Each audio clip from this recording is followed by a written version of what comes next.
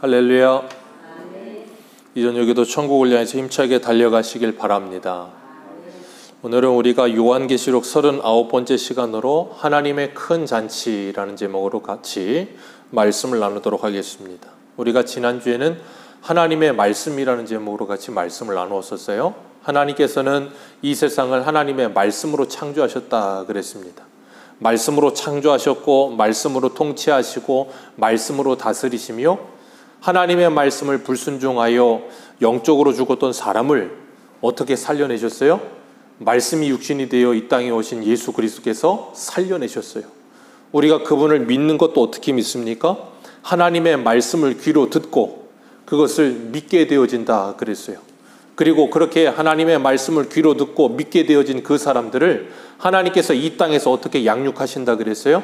성령으로 말미암아 하나님의 말씀을 읽고 듣게 하시면서 우리들을 양육하셔서 그리스도의 장성한 분량에 이르도록 자라가게 하신다 그랬어요. 그러니까 하나님의 사역은 무슨 사역이에요? 하나님의 말씀의 사역입니다. 하나님의 말씀은 권능이 있습니다. 하나님의 말씀은 권위가 있습니다. 하나님의 말씀은 능력이 있습니다. 그 말씀의 능력이 있는 것이고 그 말씀의 생명이 있는 거예요. 다른 무엇이 아닙니다. 그래서 우리는 하나님의 말씀을 들을 때마다 사람의 말이 아닌 하나님의 말씀을 들을 수 있도록 날마다 기도하셔야 돼요.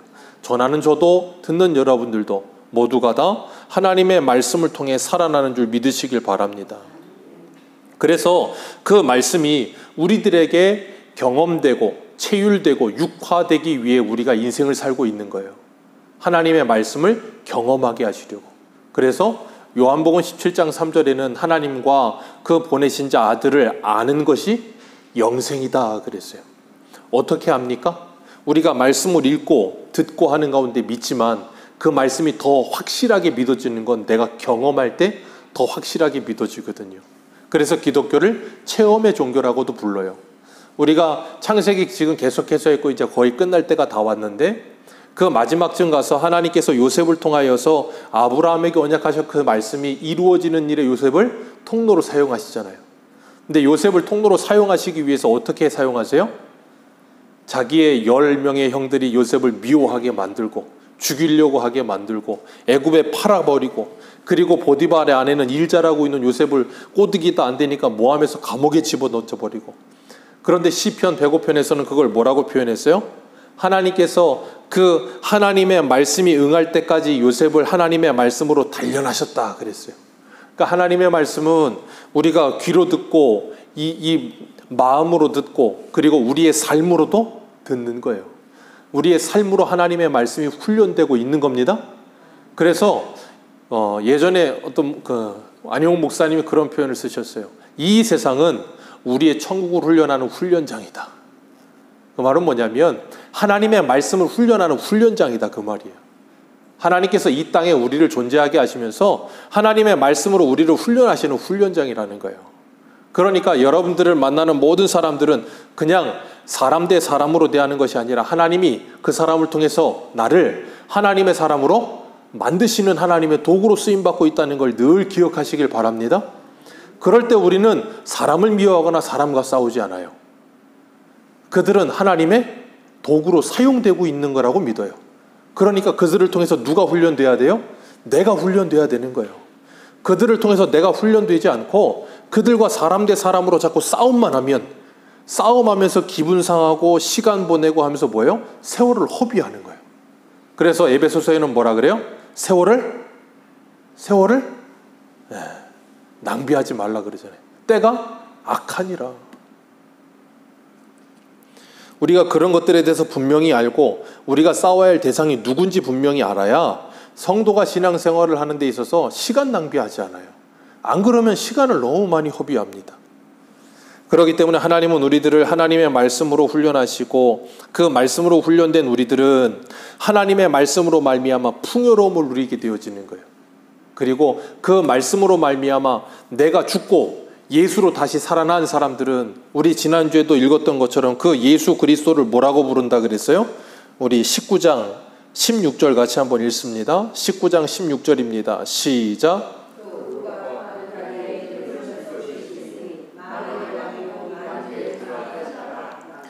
예수 그리스도의 말씀으로 말미암아 죽고 살아난 인생들은 그래서 예수 그리스도를 뭐라고 불러요? 만왕의 왕이요 만주의 주라 부르게 되어지는 거예요. 그게 어떻게 가능해요? 내가 죽어야 가능한 일이에요. 왜요? 이 땅에 태어나는 아담의 후손들은 모두 다 누가 주라고 믿는다 그랬어요? 내가 주라고 믿어요. 사람은 누구나 다 이 세상에 어떤 사람도 한 사람 예외 없이 자기가 주인인 겁니다. 다른 누가 나의 주인이 아니에요. 내 스스로가 그것의 종이 되어 살고 있지만 그것을 사랑하는 나의 욕심이 주가 되어 있는 거예요. 그래서 골로새서에서는 그러잖아요. 사람의 탐심이 곧 뭐라고요? 우상 숭배니라 그렇게 말씀하고 있는 거예요. 왜 절에 갑니까? 왜 무당 따라다닙니까? 왜 부처를 믿고 알라를 믿고 성모 마리아를 믿고 왜 믿습니까? 전부 다? 왜 유교를 믿죠? 왜 조상들을 좋은 묘에 쓰죠? 하나부터 열까지 전부 다 누구를 위해서? 나를 위해서. 그게 조금 유식한 말을 표현하자면 자기 숭배 사상이라고 하는 거예요. 그래서 예수님은 누구든지 예수님을 따르려면 그 자기 숭배 사상에서 벗어나서 자기를 부인하고 죽어야 예수를 주라 인정하며 살게 된다는 거예요. 그게 하나님의 백성이 된 표징이에요. 그리고 나면 예수님이 누가복음 17장에 하나님의 나라는 어디에 임해요? 우리 안에 임하는 거예요. 예수 그리스도가 내 안에 임하시는 순간 하나님의 나라가 이루어지는 거예요. 그래서 내가 주인 된 자리에서 내려오고 예수가 주인 되는 거예요. 그러면 우리는 누구의 말씀의 권위에 순종하게 된다 그랬어요? 하나님의 말씀의 권위에 순종하게 되어 있다 그랬어요. 그래서 우리가 말씀을 읽고 배우는 이유가 순종하기 위함이라 그랬잖아요. 그래서 하나님의 나라는 어떤 지리적인 개념이 아니고 통치적인 개념이라고 늘 말씀드리잖아요. 하나님의 말씀의 통치를 받고 있으면 그것이 하나님의 나라. 말씀의 통치를 받고 있지 않으면 그것은 하나님의 나라가 아닌 거예요. 그렇기 때문에 그 일을 위해서 예수님이 십자가에 죽으시고 부활하신 거예요. 로마서 14장도 그러잖아요. 우리가 살아도 주를 위해서, 죽어도 주를 위해서 죽나니. 우리는 그래서 그러므로 나는 사나 죽으나 주님의 것이요. 이 찬송 좋아하시죠? 이 찬송 좋아합니다. 부르기 좋고 분위기 좋고 가사 좋고. 그런데 내 삶 속엔 하나님의 말씀으로 순종하기 위해 내가 죽질 않아. 내 자존심이 죽질 않고 내 성격이 죽질 않고 내 고집은 하나도 죽지 않는데 찬송은 그렇게 좋아. 그게 우리의 신앙과 나의 육이 딜레마예요. 그래서 사도 바울은 로마서 7장에 뭐라 그래요? 내 마음으로는 하나님의 법을, 내 몸으로는 사람의 법을 사랑해서 내가 이 곤고한 자라, 누가 나를 이 사망의 몸에서 건져내랴 그런다 그랬잖아요. 곤고함이 뭐라 그랬어요? 제가 예전에 로마서 강의할 때 빨래를 옛날에는 요즘은 세탁기 하다 하지 옛날에는 짰잖아요. 양쪽으로 짜고 비트는 게 곤고함이에요. 하나님의 법과 사람의 법이 뒤틀어 놓는 거예요. 그러니까 어떻게 돼요? 죽을 지경인 거예요. 그게 삼손이에요. 사사기 16장 16절. 삼손이 들릴라 때문에 아주 답답해서 죽을 지경이에요. 자꾸 네 힘의 근원이 어디냐? 말하면 안 되는데 들릴라를 사랑하니까 한쪽은 하나님의 법을 따라야겠고 한쪽은 들릴라를 사랑하니 사람의 법을 따라야 되겠고. 그래서 삼손이 죽을 지경이라는 표현이 나와요. 우리가 그렇다니까요. 그렇기 때문에 우리는 뭐예요? 기도하는 거예요. 하나님께 기도하는 거예요. 그게 그냥 하는 게 아니에요. 그러니까 그런 상태가 가야 우리가 간절해져요. 그래서 하나님이 말씀을 어떻게 경험하게 하신다고요? 날 미워하는 사람, 나를 모함하는 사람, 나를 힘들게 하는 사람, 그럼 어떻게 돼요? 화가 나. 분노가 차오르고. 그런데 입에서 불을 뿜지 않고 뭐 한다고요? 예배당에 나와서 하나님께 눈물을 흘려 기도하는 거예요. 예전에는 그랬어요. 근데 요즘은 예배당에 와서 기도를 하지 않고 어떻게 하냐면 나를 화나게 하는 사람, 나를 분노하게 하는 사람, 나를 괴롭게 하는 사람을 보면 그 즉시로 그 현장에서 불을 뿜어버려요. 계시록 11장처럼 입에서 불을 뿜어버려. 다 태워버리겠다 그러면서. 그러니까 예배당에는 기도하는 사람은 없고 전부 다 세상 나가서 뭐예요? 전쟁하며 살고 있는 거예요. 전부 전쟁터야. 영적 전쟁이 아니고 입에서 불을 뿜는 전쟁. 그게 지옥이에요. 우리는 그런 삶에서 건짐받아야 되는 거예요.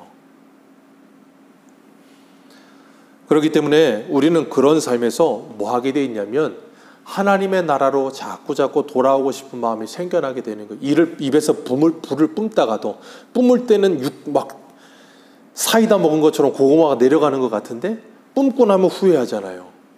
분명히 사람은 그래요. 그 순간에 뿜고 나면 후회합니다. 그런데 뿜기 전에는 이걸 못 참겠어. 그러니까 뿜어. 그리고 나서 또 후회하고, 뿜고 또 후회하고. 이게 반복되다 보면 어떻게 되냐면 내가 이러면 안 되는데 하는 마음이 생겨요. 왜? 성도는 그런 마음 안 가질 수가 없어요. 성령께서 그런 마음을 자꾸 주신다니까. 우리 수요일날 배웠잖아요. 그래서 성도로 하여금 뭐 하게 하냐면 하나님께 돌아와서 말씀을 듣게 하고 기도하게 만들어요. 그게 오늘 새벽에 말씀드린 회개 본능이에요. 하나님께로 돌이키게 하는 회개 본능이 있게 하셔서 말씀을 듣고 뭐 하게 하냐면 내가 다시금 내 방향을 수정하고 또한 천국을 바라보게 하는 거예요. 왜? 이 땅에서 예수 믿었는데도 불구하고 여전히 많이 변화되지 않는 내 모습을 보면서 막 괴롭잖아요. 막 화가 나잖아요. 그리고 죄를 미운데 그 우스갯소리로 안 돼요 그것처럼 안 되는 줄 알면서 왜 그랬을까 그러면서 자꾸 그런 일이 있잖아요. 그러는 내 모습을 보면서 화가 나고 싫고 그러면서 뭐 하냐면 그 죄가 없는 완전한 곳을 소망하게 되는 거예요. 그래서 성도는 이 땅에 살면서 시간이 지나가면 지나갈수록 신앙생활을 하면 할수록 천국을 소망하지 않을 수가 없는 거예요. 왜? 이 땅은 지옥이라는 걸 아니까. 그러니까 이 땅을 살면서 자꾸 천국을 가고 싶고 천국을 소망하는 이유가 이놈의 세상 지긋지긋하다. 이런 지긋지긋 세상 싫다. 그래서 천국을 소망하는 도 있겠지만 그게 주가 돼서는 안 돼요. 우리가 천국을 소망하는 이유는 뭐냐면 그곳에 우리가 사랑하는 하나님과 예수님이 계시기 때문인 거예요. 그래서 천국 가고 싶어야지 이 땅에서 괴로우니까 지긋지긋한 세상 이제는 더 이상 살고 싶다 않다 그래서 천국 가자 그게 아니어야 돼요. 첫 번째는 내가 사랑하는 하나님과 예수님이 계시기 때문에 천국 가고 싶은 거고, 두 번째는 이 땅에서 지긋지긋한 죄와의 싸움에서 이제는 졸업하고 싶다는 마음이 있어야 되는 거예요. 그게 아니고 그냥 무슨 계시록 읽다 보면 바닥은 수정 같은 유리 바닥고 뭐 황금집으로 돼 있고, 그래서 옛날에는 그런 간증 요즘은 잘 안 하더라고요. 한동안은 간증하면 맨날 천국 갔다 왔는데 거기 금으로 집을 만들었다 그러면서 뭐 그런 소리 한참 하다 이제 안 해. 그런 곳이 천국이 아니에요. 그런 곳이 천국이 아니라니까요. 그런 곳은 여기도 있어요. 저 중동 가보세요. 중동 가면 아랍 부자들은 차 사면 제일 먼저 하는 일이 뭔지 아세요? 차 전체 외장을 다 금으로 바꿉니다. 전부 금으로 도색을 도금이에요 뭐예요? 전부 금으로 싸요. 어떤 아랍 부자는 화장실을 변기부터 해서 모든 걸 다 금으로 도배를 해요. 거기 가시면 돼요. 그런 집은 천국 안 가도 거기도 있다니까. 근데 거기가 천국 같으세요? 아니라니까요. 천국은 사도 바울이 계시를 통해서 자신이 본 걸 우리에게 설명해 주기 위해서 너무 좋은 것인데 뭐라고 말을 할 수가 없으니까 별 5개 붙이는 아저씨처럼 광고하듯이 너무 좋은데 뭐라고 말할 수가 없네 그런 거 하잖아요. 그래서 표현한 거지 그런 게 아니란 말이에요. 거기 누가 계신다고요? 하나님과 예수님. 하나님과 예수님이 계시는 곳이에요. 그러니까 우리가 이 땅을 살면서도 유행가 가사 중에 님과 함께라는 아주 기가 막힌 CCM이 있잖아요. 저 푸른 초원 위에. 그 남진 장로님이 쓰신 거예요. 쓰셨는지 부르기만 했는지 모르겠어요. 장로님이 되셨어요. 남진 씨가. 남진 장로님이 불렀잖아요. 저 푸른 초원 위에 그림 같은 집을 짓고 사랑하는 우리님과 한평생 살고 싶네. 멋쟁이 빌딩 의시되지만 부럽지 않다는 거예요. 왜? 사랑하는 님이 있으니까. 그게 어디예요? 천국. 그래서 우리는 찬송가에 뭐라 그래요? 그 어디나? 하늘나라. 그게 저 푸른 초원이에요. 그러니까 이 땅에서 우리가 어떤 상황과 환경에 살든지 내가 사랑하는 하나님이 나와 함께 있으면 천국 같은 거예요. 그게 뭐예요? 샬롬, 관계의 회복. 집에서도 가족끼리 관계가 좋으면 어때요? 천국이에요. 근데 놀부집처럼 관계가 안 좋아. 그럼 어때요? 돈 많이 가지면 뭐합니까? 그게 지옥이죠. 그렇게 되는 거예요. 하나님이 그러니까 이 세상에서의 삶을 통해서 우리들에게 영적인 걸 자꾸 우리에게 이렇게 보여주시는 거예요. 자꾸. 그런 걸 깨달아야 돼요. 그래야만 우리가 예수를 믿고 정말 하나님의 자녀가 돼서 이 땅에서부터 그 천국을 경험해야만 저 완전한 천국을 소망하죠. 그러지 않으면 자꾸 이상한 천국만 우리 머릿속에 떠돈다니까. 그런 것이 아닌데. 그러면 어떻게 되냐면 이 땅에서의 삶은 지긋지긋하고 저기만 자꾸 바라보게 돼. 그건 잘못된 신앙이에요. 계시록 19장 1절에서 10절까지는 어린 양의 혼인잔치가 나옵니다. 혼인잔치가 나오고 11절부터 15절까지는 하나님이 성도를 양육하는 방식에 대해서 나오고 17절부터 21절까지는 하나님을 대적하는 자들에 대해서 하나님께서 어떻게 심판하시는지를 보여주는데 17절부터 21절을 뭐라고 표현하냐면 17절 같이 한번 읽습니다. 시작.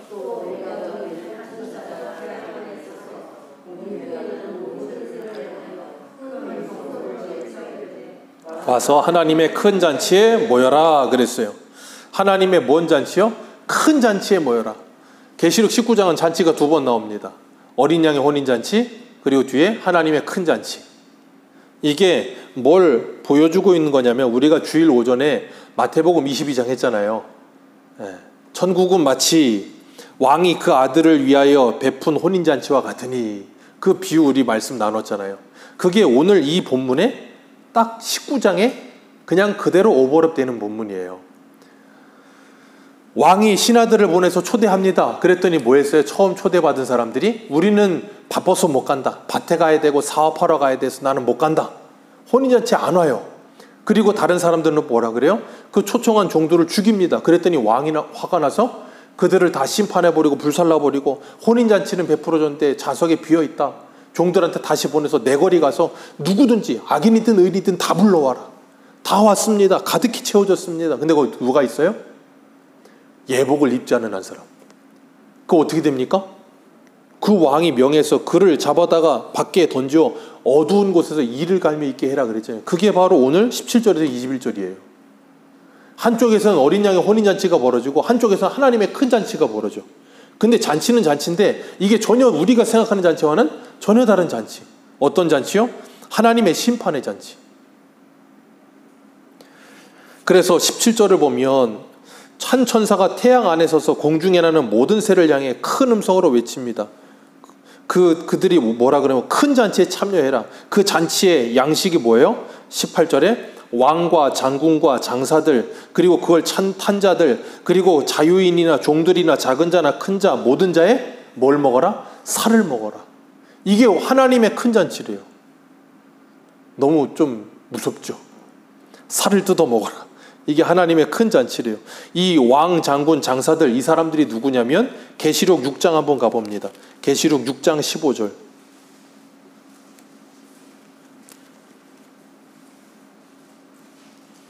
계시록 6장 15절입니다.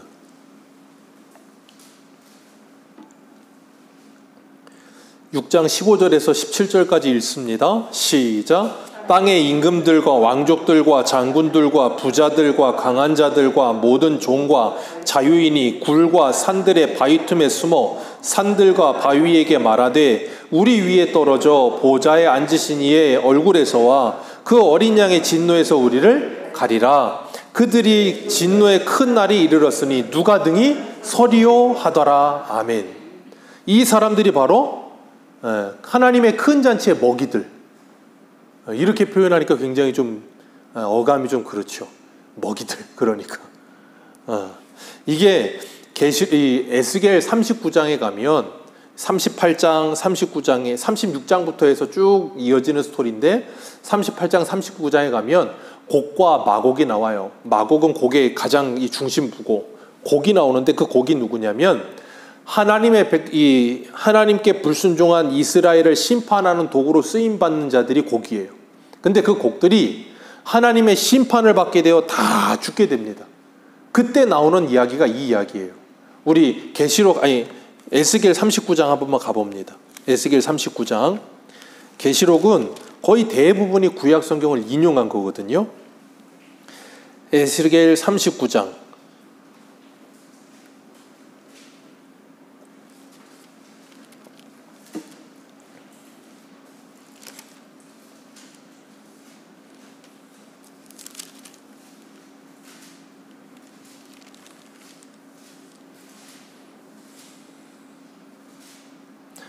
39장 전에 38장 한번 봅니다. 제가 6장부터 쭉 이어진다 그랬죠. 37장, 38장, 39장인데 38장 1절 그 위에 읽지는 마시고 그 위에 파란 글씨로 써 있죠. 거기 한번 읽어볼까요? 시작.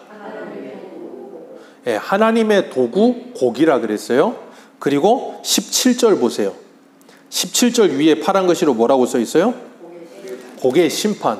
하나님의 도구 곡이 하나님의 심판을 받습니다. 그리고 39장 1절 위에 파란 글씨 한번 읽어봅니다. 시작. 자, 제가 아까 설명을 드렸어요. 이 곡은 누구를 심판의 도구로 사용했다 그랬어요, 하나님이? 하나님께 불순종하는 이스라엘을 심판의 도구로 사용한 곡이 그들의 죄로 말미암아 하나님의 심판을 받고 하나님께서 그들을 뭐 하세요? 멸망시키신다는 거예요. 그래서 17절 39장을 한번 읽어보시면 하나님이 그들을 심판해서 그들의 시체가 널브러지고 그래서 하몬국의 골짜기가 되고 다 묻을 건데 묻어도 남아요. 그러니까 17절 읽습니다. 17절 18절 시작. 주 여호와께서 이같이 말씀하셨느니라. 너 인자야 너는 각 종과 새와 짐승 이르기를 너희는 모여오라. 내가 너희를 위하여 잔치 곧 이스라엘 산 위에 예비한 큰 잔치로 너희를 사방에서 모여 살을 먹으며 피를 마실지어다. 너희가 용사의 살을 먹으며 세상 왕들의 피를 마시기를 바산의 살찐 짐승 곧 수양이나 어린 양이나 염소나 수송아지를 먹듯 할지라. 내가 너희를 위하여 예비한 잔치의 기름을 너희가 배불리 먹으며 그 피를 취하도록 마시되 내 상에서 말과 기병과 용사와 모든 군사를 배부르게 먹을지니라 하라. 주 여호와의 아멘. 이 말씀을 사도 요한이 그대로 인용한 거예요. 그러니까 이 당시에 말씀하신 게 뭘 말씀하세요? 하나님의 대적자들, 하나님의 나라에, 그러니까 하나님의 택한 백성들의 대적자들이 하나님의 도구로 쓰임받아 심판을 했는데 그들이 너무 잔해하게 하고 하나님의 뜻과 빗나가는 일을 하니까 그들을 뭐 하세요? 또 심판하시는 내용이에요. 그래서 제가 아까 설교를 시작하면서 그랬어요. 이 세상은 성도들의 신앙을 훈련하는 훈련장이다. 그들은 누구의 도구로? 하나님의 도구로 사용된다니까요. 바벨론도 하나님의 도구로 사용되고요. 그리고 바벨론 다음에 나오는 페르시아도 하나님의 도구로 사용되고요. 로마도 하나님의 도구로 사용되는 거예요. 그러니까 지금의 이 세상도 누구의 도구로 사용돼요? 하나님의 도구로 사용되고 있는 거예요. 무슨 도구? 하나님의 백성들을 잘못하면 징계하고 훈련하는 도구. 그러니까 우리는 그들과 싸우면 돼야 안 돼요. 그들과 싸울 게 아니라니까요. 뭐 해야 돼요? 하나님께 돌아가야죠. 그들과 싸울 게 아니고 하나님께 돌아가서 회개하고 하나님의 은혜를 구해야죠. 그럼 하나님이 뭐 하세요? 39장 21절 보세요. 21절 바로 위에 뭐라고 써 있어요? 파란 글씨로? 이스라엘의 회복이 오는 거예요. 그래요. 징계를 통해서 하나님이 뭐 하세요? 이스라엘을 회복시키시는 거예요. 회복시키시는 거. 이게 그대로 인용된 게 어디냐면 오늘 본문 계시록 19장의 내용이라고 하는 거예요. 그래서 하나님께서 이 새들, 짐승들 그들에게 배불리 먹이리라. 그건 우리 옛날 영화 같은 거 보면 옛날 영화 막 이렇게 전쟁 씬 있고 난 다음에 전쟁 끝나고 나면 막 폐허가 되고 시체들이 막 널브러져 있는데 거기 누가 날라와요? 까마귀랑 독수들이 날라와서 시체 뜯어먹잖아요. 그걸 딱 모티브 시켜가지고 연상시켜 놓는 거예요. 뭘요? 하나님의 심판에 그 하나님의 긍휼이 없는 심판이 얼마나 무서운 심판인지를 보여주는 거예요. 이걸 지금 뭐 하고 있는 거예요? 우리에게 말씀을 주고 계시는 거예요. 이 말씀을 받은 우리는 뭐 해야 돼요? 이걸 갖다가 전달하는 거예요. 그게 마태복음 22장에 나오는 왕이 보낸 종들이 하는 일이에요. 그러니까 왕이 보낸 종들인 우리들이 가서 이 말을 전하면 그들은 뭐 한다고요? 아예 무관심하거나 두 번째 종류는요, 너희들 이렇게 되면 이렇게 무서운 심판을 받는다 그러니까 어떻게 해요? 때려 죽이는 거예요. 내가 왜 그런 일을 당해야 돼? 그렇게 되는 거예요. 그러니까 오늘날에 복음을 전한다고 하면서 예수 믿으십시오. 예수 믿으면 복 받습니다. 가정에 평안이 찾아옵니다. 예수 믿으면 뭐 이렇게 됩니다. 그렇게 전하는 것도 맞는데 그건 반쪽짜리 복음이에요. 예수를 믿지 않으면 하나님의 심판이 옵니다는 전하지 않잖아요. 누구에게도. 왜? 누구도 싫어해. 심판을 전하는데 그걸 누가 좋아합니까? 그러니까 교회에서도 뭐예요? 하나님의 심판의 메시지는 점점점 사그라들고 없어지고 지옥도 점점점 사그라들고 없어져요. 그냥 천국, 위로, 그냥 할렐루야. 그냥 좋은 거야. 그냥 좋은 게 좋은 거고. 그런 것만 가는 거예요. 사람들을 위로하는 말만. 왜요? 사람들은 심판의 메시지는 싫어합니다. 그런데 교회에 다니는 사람 중에 많은 사람들이 예수를 믿지 않아요. 그들은 어떡합니까? 어디 가서 그러면 하나님의 심판의 메시지를 듣고 회개하고 돌이켜서 구원받습니까? 그러지 않으면 평생 주여 주여 그러다가 지옥 갈 텐데. 그러니까 오늘날 강단에서 하나님의 말씀이 있는 그대로 선포되지 않는 게 얼마나 무서운 건지 모르는 거예요. 그러니까 사람들은 그런 거 안 하고 그냥 좋은 말 해주는 것만 찾아다니는 거예요. 그게 우리가 본 디모데후서 4장의 말씀이잖아요. 말세가 되면 사람들이 귀가 가려워 자기에게 듣기 좋은 말을 하는 스승들 열어두고 돌아다니면서 한다고. 배우기는 배우나 진리의 지식에 이르지 못하는 그런 어처구니 없는 그런 일이 오늘날 일어나는 거예요. 그리고 그들이 살을 먹으라 그러면서 19절 같이 한번 볼까요? 오늘 보면 19절입니다. 시작.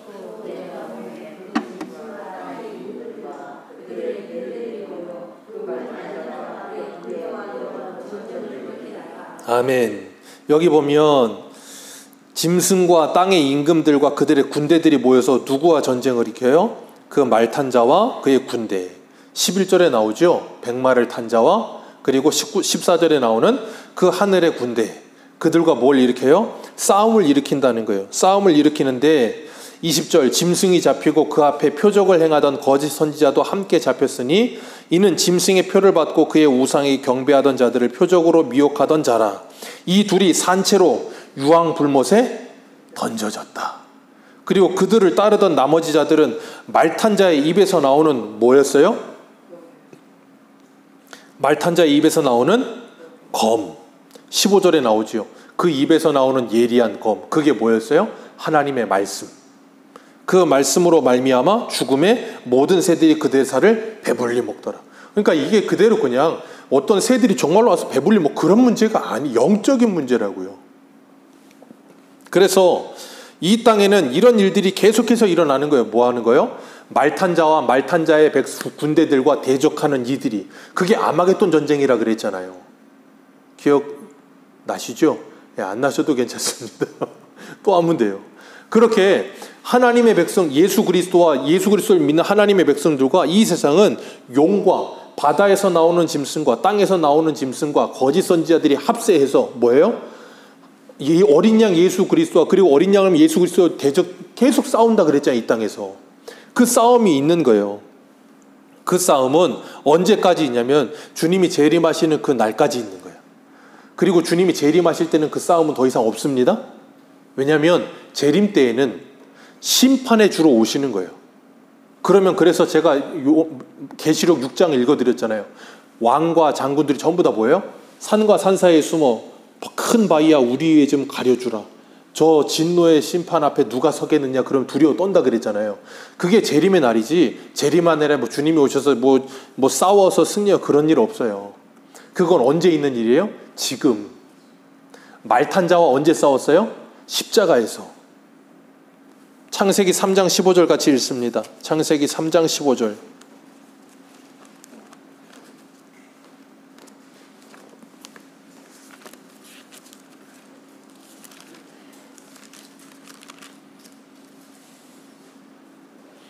(3장 15절)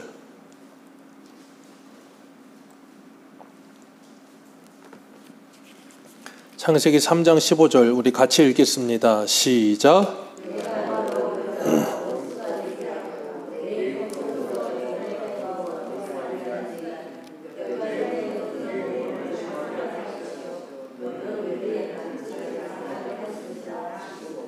아멘.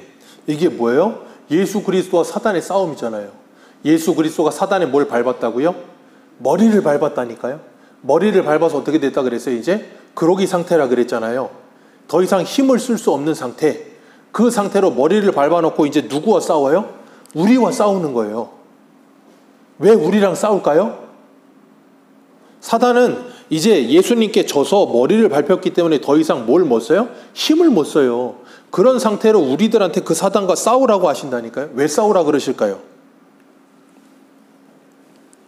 제가 아까 시작하면서 그랬잖아요. 이 땅은 우리의 천국을 훈련하는 훈련장이다. 그래서 우리는 이 땅에서 승리할 수 있다 없다?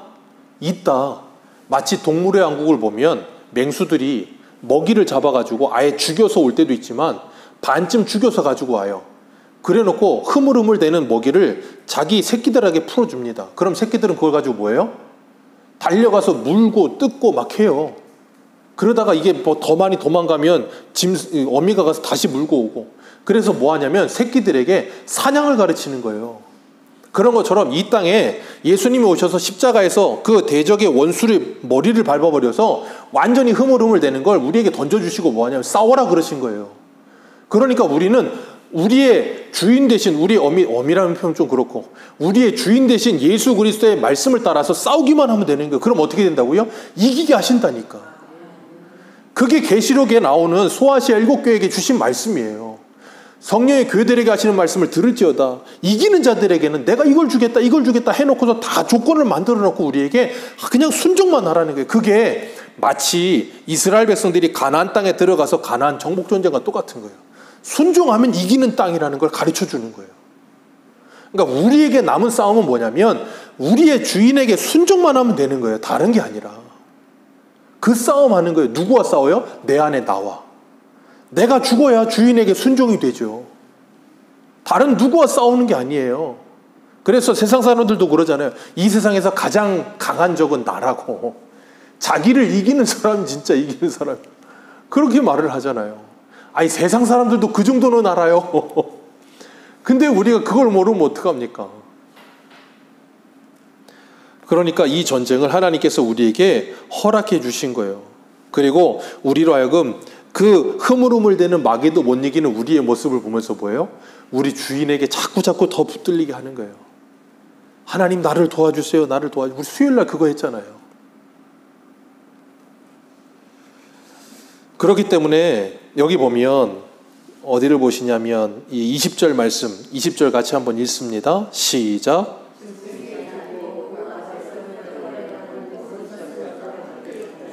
이는 짐승의 표를 받고 그 우상에게 경배하던 자들을 표적으로 미혹하던 자라. 이 둘이 산채로 유황불 못에 던져지고 이 유황불 붙은 못이 어디예요? 지옥. 지옥을 유황불 붙은 못이라고 설명하는 이유가 뭐냐면 불타는 곳이다 그 말이에요. 그러니까 진짜 이 지옥이 우리 생각하는 것처럼 진짜 막 불이 타오르고 여기저기서 막 사람이 막 타들어가는데 죽지도 못하고 막 그런 상태로 있는 그런 지옥일까? 네, 그럴 수도 있겠죠. 그런데 이 지옥은 뭘 말하냐면 이 땅에서부터 아까도 제가 말씀드렸잖아요. 천국을 설명하면서 그곳이 너무 좋은 곳인데 설명할 게 없으니까 그렇게 설명한 거고, 바로 우리가 사랑한 하나님과 예수님이 계시는 곳이 천국이라고 했잖아요. 이 땅에서 그분과 동행하는 게 천국이라 그랬잖아요. 그분과 그 아들을 아는 게 영생이라 그랬잖아요. 그러니까 우리는 이 땅에서 영생을 살고 천국을 살고 있는 거고, 그걸 모르는 사람들은 이 땅에서부터 이미 뭘 살아요? 지옥을 사는 거예요. 그래서 세상 사람들 여기 살면서 뭐예요? 아우 지긋지긋해. 아우 이놈의 세상. 아우 그냥 지옥 같네. 그런 말이 입에서 쉬지 않고 나오는 거예요. 왜? 이미 지옥을 살고 있으니까. 그런 사람들이 가는 곳이 그곳에서 영원히 그 죄가 해결이 되지 않은 상태에서 영원히 그 죄의 삭스로 나오는 죽음과 사망과 그 모든 사망의 것들이 다 터져 나오는 지옥에서 영원히 시기질투 미워하고 사람을 죽이고 잡아먹고 그런 일들이 평생 영원토록 일어나는 거예요. 그것이 지옥이에요. 우리가 초등학교 때 지옥하면 뿔 달린 막이 있고 불타오르는 곳 형상화 시켜놓은 그런 곳을 생각하지 마시고 이미 이곳을 보면서 지옥을 보셔야 되는 거예요. 그래서 이 요한계시록에서 사도 요한은 뭐라 그래요? 무너졌도다 큰 성 바벨론이요. 그러니까 우리가 이 땅을 살면서 하나님의 말씀을 통해서 이 세상을 보는 세계관이 열리지 않으면 이 말씀이 이해되지 않는 거예요. 아니 무슨 지옥이야 이렇게 좋은 곳이. 그렇게 되는 거예요. 근데 실상은 좋은 곳이냐고요? 아니잖아요. 전혀 좋은 곳이 아니잖아요. 안 좋은 곳이죠. 영종도가 살기 좋은 곳입니까? 예전에는 살기 좋은 곳이었죠. 사람들 많아지면서 점점 자연은 파괴되고 있잖아요. 겉으로 보기에만 좋아 보이지 바다도 죽어가고 있고 뭐 쓰레기가 나무하고 있고.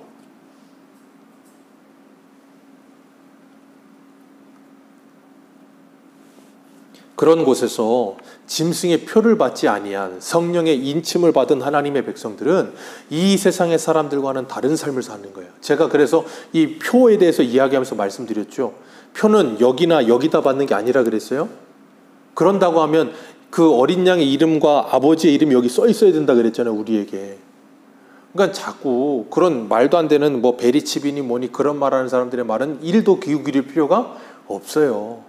잘 사용하세요. 베리칩이 아니고 옛날에는 바코드라 그랬고 신용카드 나왔고 이제 삼성페이 나왔고 페이 하다가 이제 또 페이 또 하고 나면 조금 지나고 나면 뭐 이제 분명히 뭔가 있을 거예요. 이거보다 더 발전한 뭐가 있을 거고 또 있을 거예요. 근데 그게 우리에게 중요한 게 아니에요.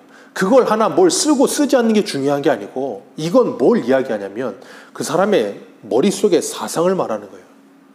이미 사단은 창세기서부터 사람을 그렇게 뭐 했어요? 미혹해서 자기의 종으로 썼다니까요. 뭐 과학이 발달해서 공상과학이 뭘 해서 이미 돈으로 이 세상은 지배되고 있어요. 그러니까 짐승의 표를 받은 사람들은 그 물질 만능주의 세상 속에 빠져서 그 돈만을 위해서 추구하고 밤낮 없이 살다가 거기에 빠져 있는 거고, 그리스도인들은 뭐예요? 그게 나의 주가 아니고 예수가 나의 주라는 걸 인정하면서 그 주인의 말씀에 순종하며 살아가는 게 그리스도인이에요. 그래서 오늘 우리가 창세기 새벽에 할 때 야곱이 자기 죽을 때 뭐 하라 그랬어요? 아들들한테? 나 여기다 매장하지 말고 약속의 땅 가나안 땅에 매장해라 그랬잖아요. 왜요? 자기 아들이 지금 애굽의 총리인데, 정말 세상 사람들 말대로라면 세상에서 제일 잘 나가는데 여기다 매장되면 피라미드 하나 만들어줄 거 아닙니까? 그런데 나는 여기 있을 사람이 아니라는 거예요. 그걸 통해서 너희들한테도 가르쳤다 그랬잖아요. 17년 내려와 살면서 그 열매 형들이 자기 동생 밑에서 얼마나 잘 먹고 잘 살았겠어요, 17년 동안. 그러면서 가나안 땅이랑 비교해서 애굽 땅이 얼마나 좋았겠어요.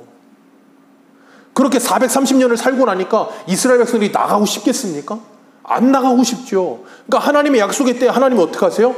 요셉을 알지 못하는 새로운 왕이 나타나게 하고 이스라엘 백성들을 국고성 비돔과 라암세 쌓게 만들고 점점점 괴롭게 만드니까 그때서야 그들이 뭐라 그래요? 우리를 살려주세요 그러잖아요. 그전에는 절대 그런 말 안 한다니까? 왜? 잘 먹고 잘 사는데 뭐가 힘들어서. 노예로 살아도 좋다는 거예요. 그러니까 그 사람들이 출애굽해서 광야 가서 뭐라 그래요? 애굽으로 돌아가자 그러는 거예요. 거기 먹고 살 거 많은데 왜 이 고생하냐? 그거예요, 우리 신앙생활이.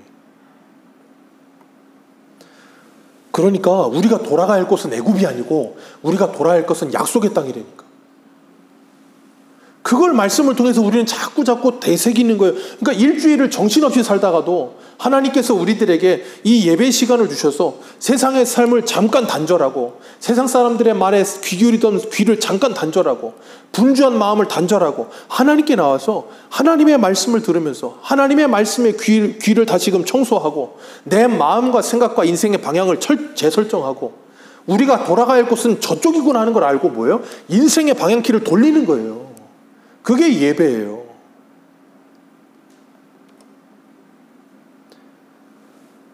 그렇기 때문에 하나님의 입에서, 예수 그리스도의 입에서 나오는 그 진리의 검으로 말미암아 우리를 뭐 하시냐면 자꾸 수술하시는 거예요.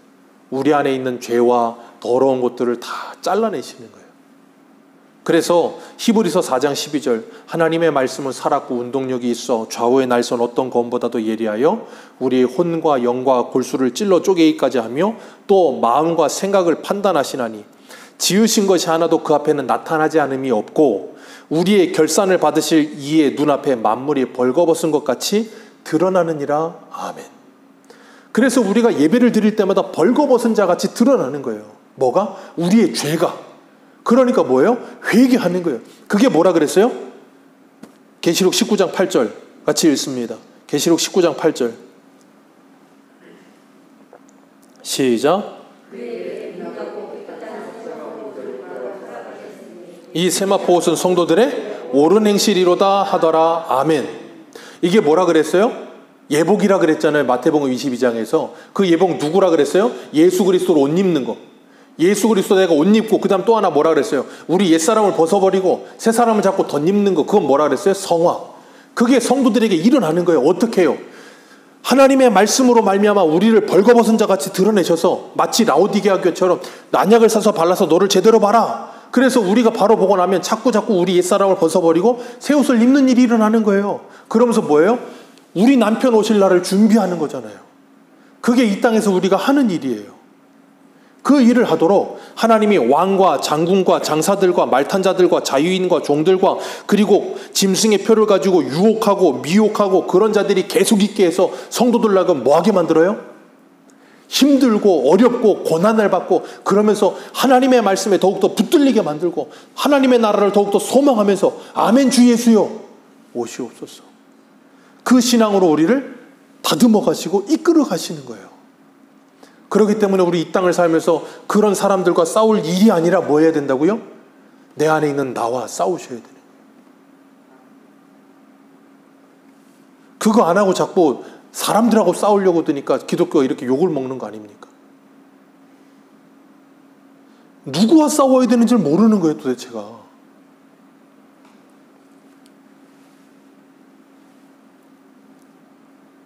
그렇기 때문에 우리가 이 하나님께서 우리 좀 아까 찾아 읽었던 계시록 38장 1절을 위에 파란 글씨로 뭐라 그랬어요? 하나님의 도구곡 그랬잖아요. 하나님의 도구곡. 이 세상은 하나님의 도구다. 기억하십시오. 그래서 잠언에 뭐라 그래요? 악인도 악한 날에 쓰임에 적당하게 지으셨느니라. 그 하나님의 도구로 하나님이 우리를 징계하시고 때리실 때 그 하나님의 도구를 보면서 저 나쁜 놈들 그러지 마시고 왜 내가 징계를 받는가 생각하셔야 되고 그리고 그걸 통해서 내가 하나님의 정결한 신부로 세워져 가면서 이 땅 가운데 하나님의 나라를 살아가면서 하나님께서 우리들에게 귀한 은혜를 베풀어 주시는 거예요. 그래서 계시록이 아니고 에스겔 39장 28절 이렇게 말해요. 전에는 내가 그들을 사로잡혀 여러 나라에 이르게 하였거니와 후에는 내가 그들을 모아 고국 땅으로 돌아오게 하고 한 사람도 이방에 남기지 아니하리니 그들이 내가 여호와 자기들의 하나님인 줄 알리라. 내가 다시는 내 얼굴을 그들에게 가리지 아니하리니 이는 내가 내 영을 이스라엘 족속에 쏟았음이라. 주 여호와의 말씀이니라. 아멘. 하나님의 영을 우리에게 쏟아 부어 주셨어요. 그리고 뭐라 그랬냐면 전에는 하나님의 도구인 곡 때문에 만국에 흩어져 있던 백성들을 하나님께서 하나도 남김없이 다 모으리라. 예수님이 요한복음 6장에 뭐라 그러셨어요? 내가 들리면 아버지께서 내가 허락하신 자들이 다 하나도 빠짐없이 다 뭐하리라? 내게 올 것이고 마지막 날에 내가 하나도 잃어버리지 않고 다 찾으리라. 그 일을 위해 저와 여러분들을 이곳에 지금 남겨놓고 보내셨음을 믿으시길 바랍니다. 그래서 말씀의 증인이 되어서 우리가 뭐 해야 돼요? 그들에게 복음을 전해야 되는 거예요. 이 지옥 같은 세상에서 우리 벗어나고 싶지 않냐? 이 지옥 같은 삶 계속 살고 싶냐? 우리의 관계 이렇게 지옥 같은 거 이렇게 계속 살고 싶냐? 이렇게 사는 거 더 이상 지긋지긋하지 않냐? 우리 이렇게 살지 말고 예수 믿고 복 받자. 정말 예수 믿고 복 받아서 우리 모두 다 주님의 종이 되어서 주님의 말씀에 순종하면서 그 말씀 안에서 행복을 누리고 자유를 누리자. 그게 복이에요. 그게 복음이에요. 이 은혜 받은 우리가 이 땅을 살아가면서 우리를 구원하신 하나님의 은혜에 감사하고 그 은혜 속에 살아가면서 이 세상의 사람들에게 이 복음을 전하는 거예요. 그래서 야곱의 아들들이 아버지를 장사하러 저 가나안 땅에 갔다가 다시 애굽으로 돌아왔잖아요. 돌아온 그들은 다시 가나안 땅으로 돌아갑니다. 우리가 이렇게 모여서 하나님께 돌아왔다가 다시 애국과 같은 세상으로 돌아갑니다. 그리고 그곳에서 뭐 하셔야 돼요?